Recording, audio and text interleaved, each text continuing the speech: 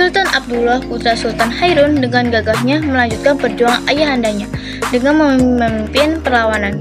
Ternate dan Tidore bersatu melancarkan serangan terhadap Portugis. Akhirnya pada tahun 1575, Portugis berhasil diusir dari Ternate. Tahun 1605, Portugis berhasil diusir oleh VOC dari Ambon, kemudian menyingkirkan ke Timor Leste, dan melakukan kolonisasi di tempat itu. Selanjutnya ada perlawanan dari Aceh. Pada masa pemerintahan Sultan Iskandar Muda 1607 sampai 1639, armada Aceh telah disiapkan untuk penyerangan posisi Portugis di Malaka. Saat itu Aceh telah memiliki armada laut yang mampu mengangkut 800 pengikut, dan wilayah kerajaan Aceh telah sampai di Sumatera Timur dan Sumatera Barat.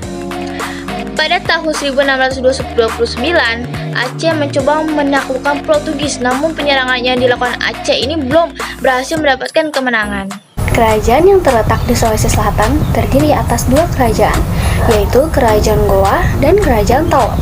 Kedua kerajaan ini kemudian bersatu.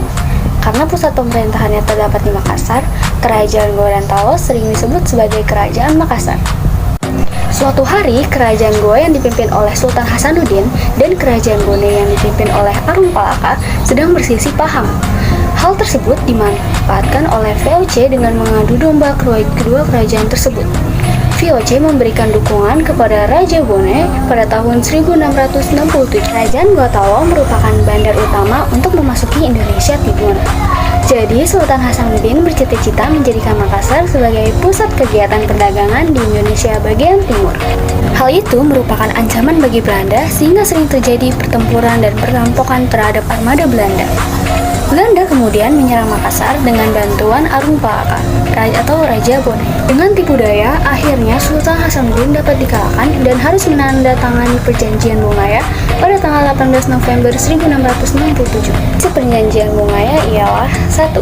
Belanda memperoleh monopoli dagang rempah-rempah di Makassar. Kedua, Belanda mendirikan benteng pertahanan di Makassar. Ketiga, Makassar harus melepaskan daerah kekuasaannya berupa daerah di luar Makassar. Keempat, Arung Palaka diakui sebagai Raja Bone. Sultan Hasanuddin sangat ditakuti oleh Belanda karena ketangguhannya melawan Belanda sehingga disebut sebagai ayam jantan dari timur.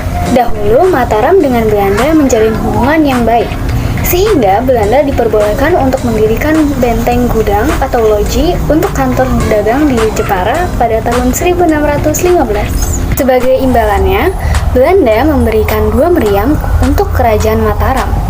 Perselisihan antara Mataram dan Belanda pun terjadi karena nafsu monopoli Belanda. Pada tanggal 8 November 1618, Gubernur Jenderal VOC Jan Pieterszoon Koen memerintahkan Van Denmark untuk menyerang Jepara.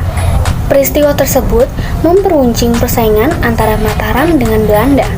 Raja Mataram atau Sultan Agung segera mempersiapkan penyerangan terhadap kedudukan VOC di Batavia. Serangan pertama dilakukan pada tahun 1628.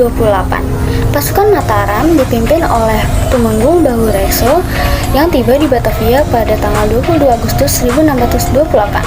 Selanjutnya menyusul pasukan Tumenggung Sura Agul-Agul dan kedua bersaudara yaitu Kiai Dipati Mandurejo dan Upasanta. Serangan pertama ini mengalami kegagalan karena kekurangan pembekalan, Mataram kurang matang dalam pertempuran strategi, serta persenjataan Belanda jauh lebih modern dibandingkan tentara Mataram.